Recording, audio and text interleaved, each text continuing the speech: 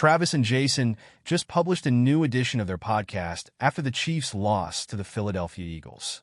Given that we are going to have to face one other in this situation, Jason was very sympathetic and supportive of Travis during the Kelce brothers' talk after the Chiefs lost to the Eagles. "Well, what a tense atmosphere," Jason said. Travis said, "Oh, you think so?" "Nevertheless, it was a highly thrilling and equitable game, even if we lost." Jason responded, "You guys had a great day," adding that the Eagles had a greater day and won the Super Bowl.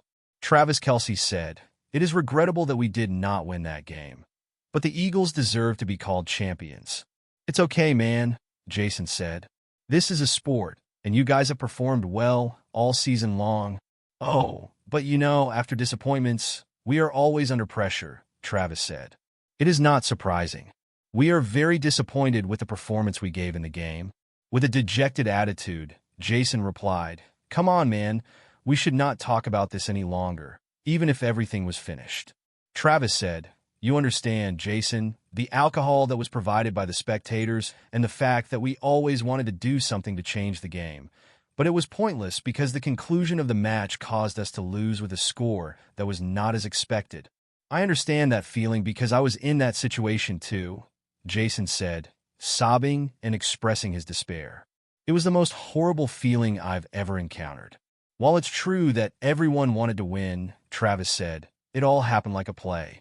It was quite difficult for the Chiefs to break the tie since they were unable to get beyond the deadlock that lasted the whole game."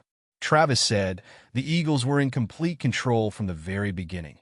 In light of it, perhaps we had a fantastic day." Jason said, "You should definitely take a break before coming back for the new season." "Oh, most likely not, my friend," Travis said, his expression displaying astonishment. "Oh," Jason said. "What, Travis? I assume you're going to stop playing?" "Perhaps so," said Travis. "I have a new role at the Chiefs that is open to me. You understand that this could never be permanent since we were professional athletes." Jason said, "Oh, isn't that something that ought to be carefully considered?" According to Travis, without a doubt, the Chiefs will decide by March. "Even though I usually agree with your choice," Jason said. "Oh, really? Enjoy yourselves, dude." In Travis's words, "Thank you. In every game, I always want to contribute to the crowd, especially the Chiefs and my family, and it's great that they have stuck behind me for so long." According to Jason, the most memorable element of the game was when Taylor's family cheered us on from the bleachers that day. Travis said with a more positive look, "Oh yes, Taylor. She always provides us with a great deal of support. But you know that she had an extraordinary experience with her family. It's possible that they're feeling completely different than they were during the victory last year," Jason said. "Yes, as every time the Chiefs lose, not only are you disappointed, but all of your supporters also experience a little amount of remorse. We can't do much to lift the Chiefs' spirits," Travis said, but he said, "I will always be grateful to them and remember what they have done for me throughout this entire time." Jason informed me that you are amazing and that you would never experience any positive things. Travis Kelce is seen fighting back tears in the opening footage of the forthcoming New Heights episode as he talks with his brother Jason about his Super Bowl tragedy. Even though he was experiencing a challenging emotional state, the Kansas City Chiefs star's voice started to falter as he expressed to his older sibling how he felt about Sunday's 40-22 loss to the Philadelphia Eagles in New Orleans. But the 35-year-old doesn't talk about retirement. He did, however, apologize for the way the little video clip ended, according to rumors that were circulated in the early hours of Wednesday morning. "It just wasn't our day," Kelce said, considering the prospect of a Super Bowl III being ruined by dust. "I couldn't possibly get any momentum at all. For some of the really trivial decisions I made while playing, I'm punishing myself.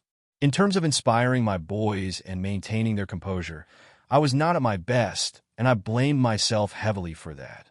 I put a lot of the burden on myself since I've been in the building for 12 years, seen a lot of football, and saw a scenario similar to this during the Super Bowl. It is difficult to take this medication." Kelce continued, "Hey man, this is a harsh reality," before trembling as he spoke of the friends and family that had come to the stadium to see his good night turn into a catastrophe. Taylor Swift, his girlfriend, was among those present. "I have loved ones all around me. The most amazing individuals on the planet are my family, who never failed to encourage me in everything that I do. They were all there on Sunday, lifting my spirits and wishing me luck. I wish that the course of events had been different. I regret not being able to help my buddies sooner by making wiser decisions. I simply had to give the Eagles a suggestion, his sibling. But I just want to give you a pat on the back and suggest that you help my team find that momentum and that confidence. Jason then said that during Sunday's game, Kelce had really set a new record for the most receptions in Super Bowl history. As of right now, the Chiefs have 35 total catches from Super Bowl games, 2 more than the all-time great Jerry Rice, who had 33.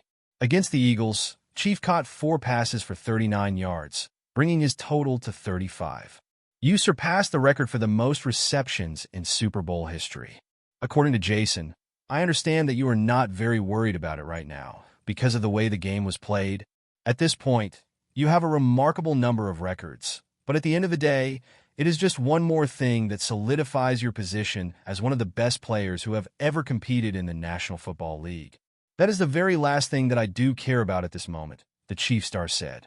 Indeed, whether Kelce will make another catch in the National Football League is the subject that has to be addressed at this time.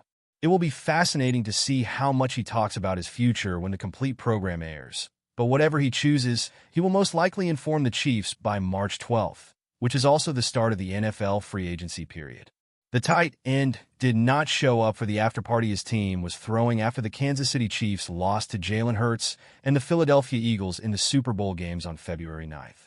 However, the 35-year-old made a fleeting cameo while FaceTiming, even though his girlfriend Taylor Swift was in the stands as his team lost to the Eagles 40-22.